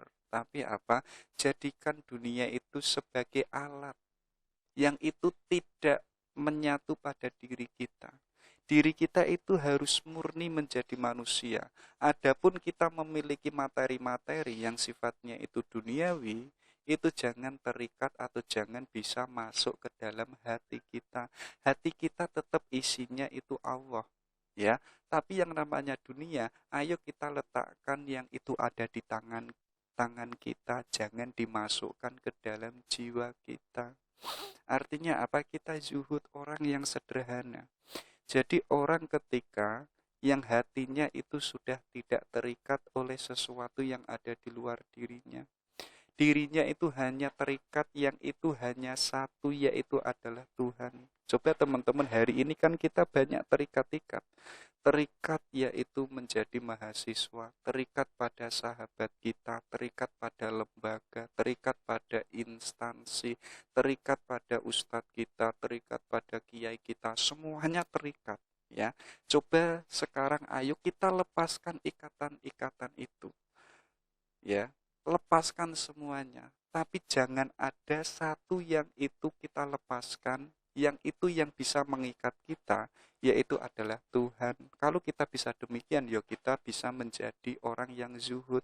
Walaupun teman-teman itu terikat sama kiai, ya, terikat sama yang namanya ustadz dan lain sebagainya, yang namanya manusia itu bisa berubah, itu nanti pun juga pada akhirnya kalau kita terikat total pada mereka, yaitu nanti kita lupa pada sesuatu yang paling esensial, yaitu adalah Tuhan. Ya, jadi ada istilah apapun di dunia ini, ya, segala isinya yang ada, kalau kita mengikatkan diri kita kepada apa benda-benda yang ada di alam semesta ini, termasuk manusia, termasuk ustadz dan lain sebagainya, yang namanya dunia itu pasti mengecewakan kita, ya, pasti akan menipu. Mungkin awalnya baik, mungkin pertengahan baik, tapi yang namanya itu manusia, itu memiliki sisi baik dan memiliki sisi buruk, dan itu tidak bisa kita andalkan, tidak bisa kita jadikan rujukan. Makanya apa? Ayo kita mengikat diri kita, ya. Satu-satunya yang boleh mengikat kita yaitu adalah Tuhan. Semuanya harus kita lepas, semuanya harus kita potong. Oke, kalau kita sudah menjadi manusia sederhana, ayo kita tawakal, ya. Artinya apa? Kita serahkan sama Allah. Kita sudah berusaha, kita sudah optimal, sudah belajar. Baru kita tawakal, serahkan sama Allah. Biar kita itu tidak tergantung pada apa yang kita usahakan. Biar kita tidak tergantung pada apa yang itu menjadikan diri kita itu berhasil, ya. Itu bukan ranah kita. Jadi nanti kita menjadi apa dan lain sebagainya, apalagi di masa depan, ayo kita serahkan pada Allah, ya. Kalau kita kok menganggap diri kita bisa dan lain sebagainya, ya artinya kita sombong, ya. Artinya apa? Kita merasa bisa dan lain sebagainya. Kalau kita sukses pada tawakal, ya kita akan masuk ke wilayah ridho, ya. Kita merelakan, merindoi apapun yang itu dari Tuhan, ya. Jadi kenapa teman-teman kok kuliahnya di Semarang, bahkan dulu tujuannya itu di Harvard dan lain sebagainya, kuliahnya kok Semarang, ya kita ridho saja. Ya, karena itu adalah bagian dari rencananya Tuhan untuk manusia. Dan itu pasti ada hikmahnya yang luar biasa. Makanya apa? Ayo kita ridhoi semua. Yang itu sumbernya dari Tuhan. Yang terakhir ikhlas. Ya, ikhlas itu ketika seorang hamba itu tidak apa dan bagaimana, ya.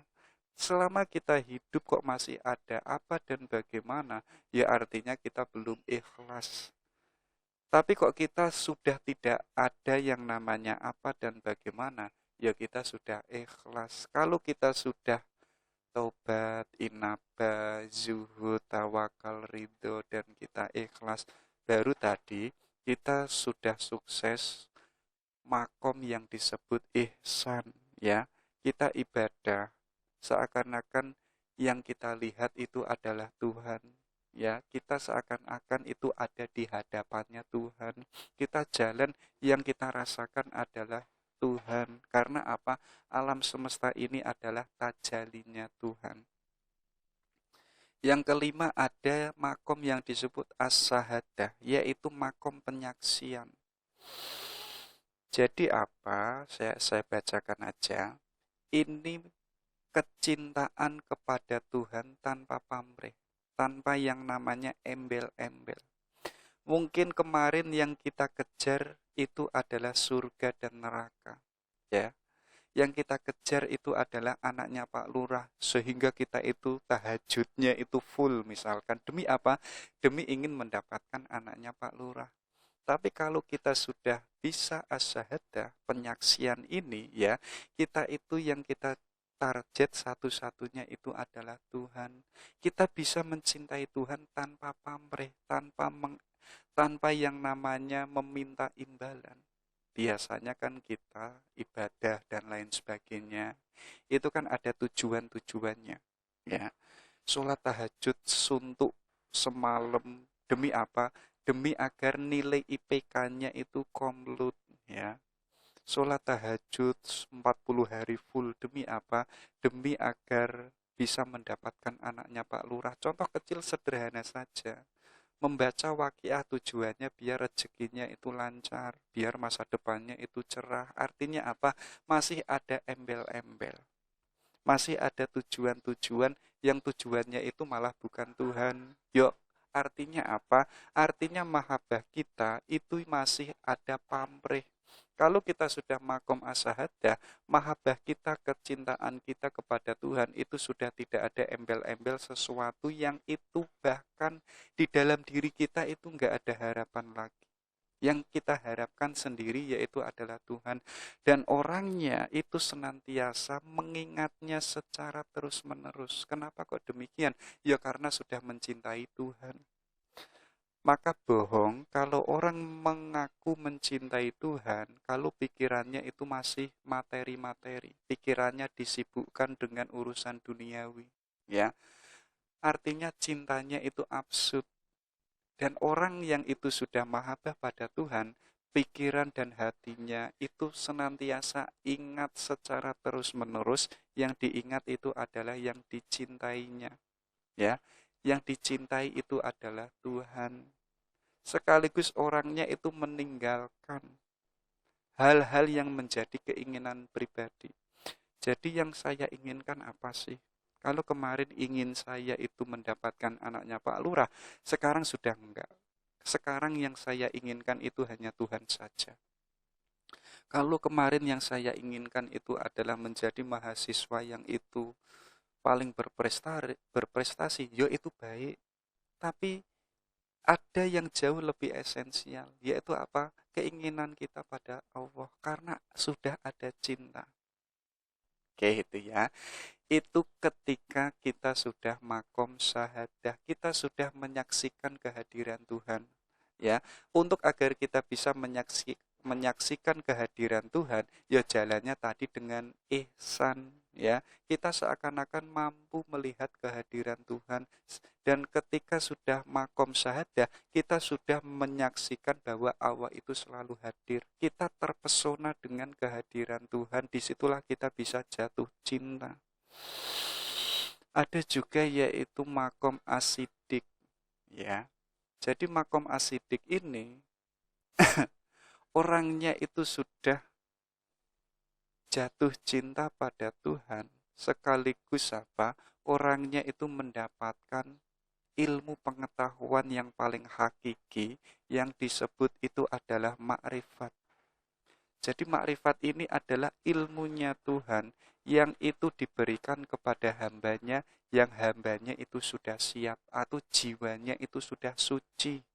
Jiwanya sudah bening. Nah, jiwa yang sudah suci dan bening ini dan jiwanya sudah siap untuk menerima pengetahuan dari Tuhan, itu adalah orang-orang yang itu makomnya asidik, ya.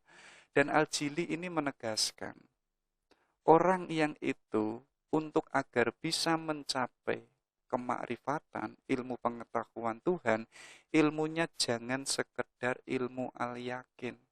Ya, ilmu al-yakin itu saya mengetahui, dan pengetahuan kita itu sumbernya dari di luar diri kita. Ya, kayak saya mengetahui ada surga dan ada neraka, itu kan saya mendapatkan itu dari ustadz kita, dari kiai kita. Akhirnya kita tahu itu ilmu yakin. Kalau ilmu ainul yakin, ya, kita itu menyaksikan langsung ada surga dan ada neraka. Contoh kecil, misalkan ada yang mengatakan di Semarang itu ada orang yang kecelakaan. Teman saya mengabarkan, Facebook mengabarkan, IG pun juga mengabarkan. Dan saya tahu, dan pengetahuan itu jenisnya ilmu yakin. Tapi kok saya itu melihatnya secara langsung, ada kecelakaan di Semarang yang itu ada di depan mata kita. Kita melihatnya secara langsung, kita menyaksikannya, itulah yang disebut ainul yakin. Kedudukannya jauh agak lebih tinggi. Tapi ada ilmu yang itu paling tinggi lagi, yang disebut hakul yakin. Jadi yang kecelakaan itu tidak hanya sebatas informasi, tidak sebatas saya melihatnya secara langsung, tapi saya merasakan adanya orang yang kecelakaan. Tapi apa? Yang kecelakaan itu adalah diri kita sendiri. Artinya saya tahu bagaimana rasanya kecelakaan. Saya tahu bagaimana situasinya orang yang kecelakaan. Artinya diri kita itu sebagai subjek sendiri. Jadi ilmu yang itu tidak hanya informasi. Ilmu yang itu tidak hanya kita dapatkan dari objek-objek realitas. Tapi apa? Ilmunya itu sudah kita rasakan, sudah menjadi suatu objek, satu kesatuan yang ada di dalam diri kita. Untuk agar kita tadi mendapatkan ilmu makrifat, jalannya itu adalah ainul yakin. Ketika kita itu merasakan langsung, ilmunya hadir. Jadi ilmunya itu sudah tidak kita cari. Hari ini kan kita sibuk mencari ilmu keluar diri. Tapi makrifat ini ilmunya mendatangi kita. Bahkan katanya Al-Jili, orang sidik ini, orang yang itu bisa menyaksikan sesuatu yang sifatnya itu gaib, rahasia-rahasianya Tuhan. Ya, jadi itu apa? Takdir-takdir atau rahasia-rahasianya Tuhan itu bisa diketahui oleh orang asidik. Yang terakhir yaitu hurbah. Nah ini ya, hurbah ini apa? Ketika seseorang itu dapat menampakkan diri yang itu dalam sifat dan nama, yang itu mendekati sifat dan namanya Tuhan. Sebagaimana sebelumnya tadi, ayo diri kita yang ini punya potensi, yang itu sudah dianugerahi oleh Tuhan, yang potensi ini itu pun juga sama dimiliki oleh Tuhan. Maka tugas kita mengaktualisasikan potensi itu. Semakin kita berusaha mengaktualisasikan, maka semakin diri kita itu dekat sama Tuhan. Diri kita semakin mirip dengan Tuhan. Makanya dalam makom kurbah ini ya, ketika seorang hamba itu sudah mencapai derajat insanul kamil. Ketika apa? Ketika sifat dan namanya Tuhan itu ada di dalam diri manusia, dan itu tidak hanya sebatas potensi tapi teraktualisasi keluar diri. Jadi apa? Perilakunya, ucapannya itu adalah semuanya mewujudkan sifatnya Tuhan, mewujudkan namanya Tuhan. Itulah orang yang sempurna. Orang yang itu sebagai citranya Tuhan. Bahkan di beberapa sufi, untuk agar kita itu bisa menjadi sebagai khalifatullah, maka kita itu harus manusia sempurna dulu. Kenapa demikian? Ya karena gambarannya itu sudah Tuhan, citranya itu sudah citranya Tuhan. Baru di situ kita bisa menyandang sebagai khalifatullah. Kalau kok kita belum menjadi manusia yang sempurna dan lagak kita itu sebagai khalifatullah, ya akhirnya kita merusak alam semesta. Akhirnya kita mengeksploitasi manusia. Kita menindas manusia, kita mengeksploitasi besar-besaran kekayaan-kekayaan alam semesta. Karena apa demikian? Ya karena kita belum menjadi manusia sempurna. Oke itu ya. Itulah beberapa makom. Ya. Jadi pertama Islam, iman, as-saleh, ihsan, as-sahadah, as-siddiq. Yang terakhir adalah al-qurbah. Oke, kita lanjutkan. Ini melanjutkan tadi al-qurbah. Jadi al-qurbah ini pun juga ada jenis-jenisnya. Jadi maksudnya yaitu apa? Pendekatan seorang sufi pada Tuhannya. Yang pertama ada yang namanya al-khullah.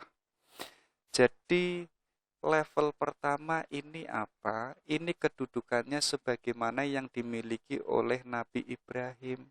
Nabi Ibrahim itu punya gelar yang namanya Khalilullah. Yaitu apa? Yaitu sahabatnya Tuhan. Keren kan? Jadi hari ini teman-teman kan menjadi sahabatnya presiden, sahabatnya rektor, sahabatnya profesor. Itu nggak ada apa-apanya. Nggak bisa dibanggakan. Teman-teman boleh bangga ketika apa? Ketika punya sahabat yaitu adalah Tuhan. Dan Tuhan pun juga punya sahabat yaitu adalah teman-teman. Itulah al-khullah atau khalilullah. Jadi hubungannya itu sudah tidak berjarak lagi ketika sudah menjadi sahabat, ya. Kayak teman-teman punya sahabat itu loh, itu kan terbuka. Ya, satu sama lain itu terbuka, saling mengungkapkan isi hatinya.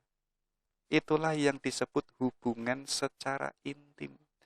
Jadi hubungan yang itu sudah dekat antara seorang sufi dan Tuhannya. Yang kedua apa? Yaitu al-hub, yaitu sebuah percintaan seorang sufi dan Tuhannya. Jadi sufi ini merasakan sesuatu yang itu pun juga sama dirasakan oleh Tuhan. Jadi rasanya itu sudah menjadi satu kesatuan. Jadi sufi merasakan apa? Itu pun juga sama yang dirasakan oleh Tuhan. Karena apa? Karena keduanya itu saling mencintai. Teman-teman kan bisa membayangkan, bisa menganalogikan, kayak teman-teman itu saking cintanya sama perempuan. Kalau perempuannya itu kok ada sesuatu yang tidak diinginkannya, itu kan kita merasakan juga. Apalagi cewek kita itu lagi mendapati musibah, mendapati bencana. Loh, kita pun juga sama merasakan apa yang dirasakan oleh orang yang kita cintai. Kenapa kok demikian? Karena sudah menjadi satu kesatuan, saling mencintai. Cintanya sudah tidak bertepuk sebelah tangan. Kalau yang pertama itu adalah sahabat yang punya hubungan intim, ya. Yang kedua yaitu adalah sudah saling mencintai, sudah saling merasakan. Yang ketiga yaitu al-khiram. Ini sebuah percintaan Tuhan yang secara utuh pada seorang sufi. Ya. Tetapi kesempurnaan Tuhan tidak bisa dicapai oleh seorang sufi secara keseluruhan. Kenapa kok demikian? Walaupun seorang sufi ini punya cinta, punya satu rasa yang itu dimiliki oleh Tuhan, rasanya itu sama-sama. Dan seorang sufi ini sebagaimana sahabatnya Tuhan, walaupun hubungannya itu saking dekatnya sama Tuhan, seorang sufi ini tidak memiliki kesempurnaan sebagaimana kesempurnaannya Tuhan. Ya, tetap seorang sufi ini manusia yang terbatas. Tetap seorang insanul kamil itu adalah manusia yang tidak sempurna. Tetap yang sempurna itu adalah Tuhan. Itulah yang disebut al-khiram. Yang terakhir yaitu al-ubudiyah, ya. Jadi walaupun tadi posisinya sebagai sahabat, posisinya sebagai hamba yang dicintai oleh Tuhan, dan hamba ini mencintai Tuhan, dan al-khiram ini menyadarkan Tuhan ini sempurna. Sedekat apapun seorang sufi itu tidak bisa mirip dengan Tuhan. Makanya yang paling bawah apa? Ya, bagaimanapun seorang sufi itu adalah seorang hamba yang itu menyembah Tuhan. Dan bagaimanapun seorang sufi yang itu dekat dan mirip dengan Tuhan, yang itu sebagai citranya Tuhan, dia tidak bisa menjadi Tuhan. Ya, karena kedudukannya itu tidak sempurna, wujudnya pun juga tidak sempurna. Yang paling sempurna itu adalah Tuhan. Kalau seorang sufi atau manusia sebagaimana kita yang itu tidak sempurna, ya kita tidak bisa sebagaimana Tuhan. Hakikatnya kita adalah seorang hamba yang berusaha diri kita untuk memiripkan sebagaimana nama dan sifat-sifatnya Tuhan itu saja. Tetap kita itu sebagai seorang hamba. Itulah al-khurbah. Oke, kita lanjutkan. Ini loh, kenapa kok tadi, ya, Tuhan itu kan di awal tadi sebagai realitas mutlak. Tuhan yang itu dalam kesendiriannya, yang itu tidak ada sesuatu yang itu selain Tuhan. Ya, nanti ada satu makhluk yang itu menjadi representasi Tuhan. Makhluk yang itu satu-satunya pertama kali yang itu diciptakan oleh Tuhan, yang itu tadi disebut Nur Muhammadiyah. Ya, Nur Muhammadiyah ini makhluk pertama yang diciptakan oleh Tuhan. Nanti Tuhan itu pun apa? Mengaktualisasikan apa yang itu ada di dalam diri Tuhan. Mulanya alam semesta itu enggak ada. Mulanya makhluk-makhluk itu enggak ada, kemudian ada, ya, termasuk ada para nabi, Nabi Adam sampai Nabi Muhammad. Nah, Nabi Muhammad ini dia punya dua makom, yaitu sebagai manusia yang insanul kamil, sekaligus jiwanya itu bisa nyambung kepada wilayah ketuhanan. Walaupun hidupnya itu bersosial, hidupnya itu bisa berhubungan dengan para sahabatnya, tapi jiwanya itu bisa naik turun, bisa ke langit, sekaligus pun juga bisa turun, nanti bisa naik lagi dan bisa turun. Inilah sebagai citranya Tuhan yang paling murni. Ya, sebagai manusia yang itu paling sempurna, yang kedudukannya itu paling dekat sama Tuhan. Karena apa? Karena Nabi Muhammad ini adalah cahayanya Tuhan, kedudukannya yang itu paling dekat dengan Tuhan. Makanya ada istilah apa? Kuntu kahzan mahfiyan, fa'ahbabtu an u'rofa, fa'kholaktul kholqa fabi arafuni. Jadi apa? Aku ini adalah kasanah yang tersembunyi. Aku itu ingin dikenal.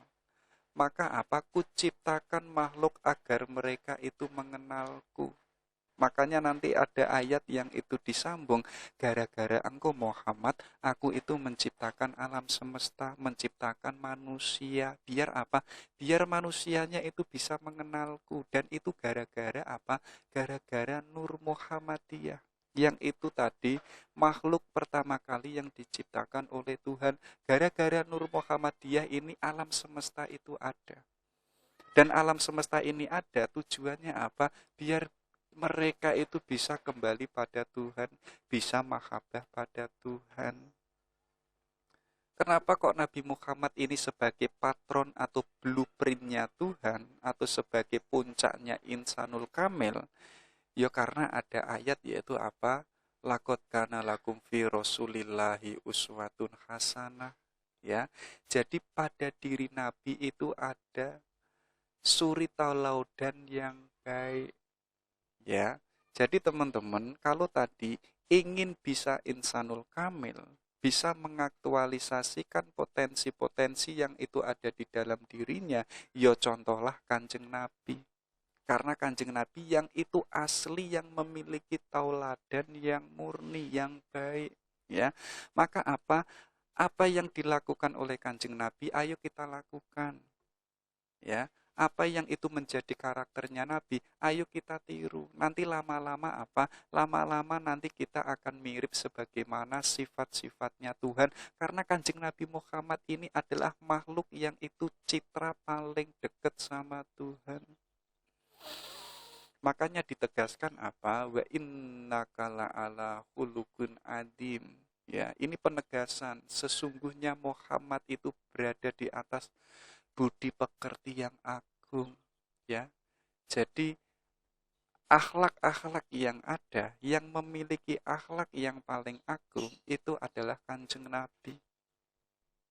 Itu ya. Ditegaskan juga innama bu'istuli utamima makarimal akhlak, ya. Jadi Nabi Muhammad itu diutus yaitu untuk menyempurnakan akhlak. Artinya itu sudah ada akhlak di dalam diri kita, tapi akhlak itu belum aktual. Akhlaknya itu hanya sebentuk potensi. Makanya apa? Kanjeng Nabi ini lahir untuk apa?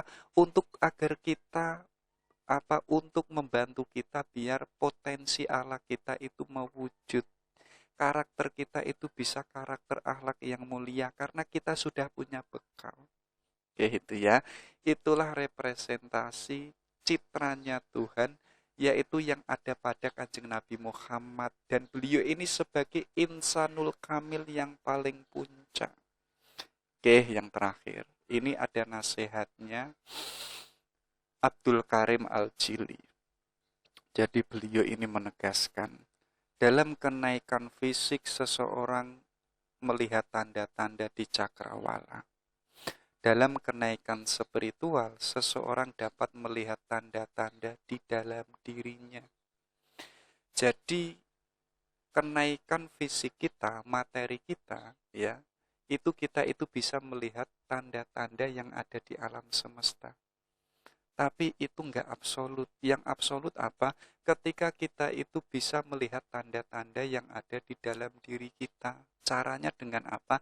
Caranya dengan kenaikan spiritual. Jiwa kita harus bening, jiwa kita harus bersih. Kita akan mampu melihat tanda-tanda kebesaran Tuhan yang itu ada di dalam diri kita. Ya, kalau spiritualnya tadi sukses, makanya sebagaimana tadi di awal disebutkan oleh Al-Jili, kalau seorang manusia itu bercermin itu melihat ke dalam dirinya. Kalau dirinya, jiwanya itu suci dan bersih, maka dia bisa menemukan Tuhan. Jadi dia bercermin, itu yang dilihat itu adalah Tuhan. Tuhan ada di dalam jiwanya manusia.